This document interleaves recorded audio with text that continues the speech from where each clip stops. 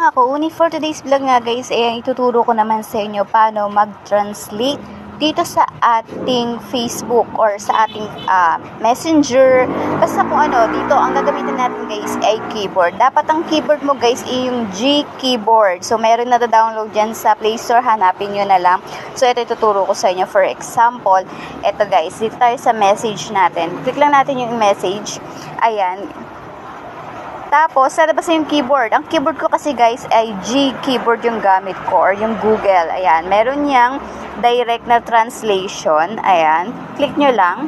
And then, meron nang lalabas dyan ng mga country or language na gusto nyo. Kung ito, sa kabila may Pilipino, pwede kayo mag-English, kahit anong language yan. Pindutin nyo lang yan guys, kung ano yung salitang gusto nyong gamitin, para ma-translate naman siya sa other language. So, ayan, mamimili ka lang dyan. For example, yan, Filipino, and then, eto, pili naman tayo ng ibang translate, para ma-translate siya. Kunyari, meron kayong mga ka-chat na mga tiga-ibang bansa at hindi nyo alam yung lengguwahe na gagamitin nyo.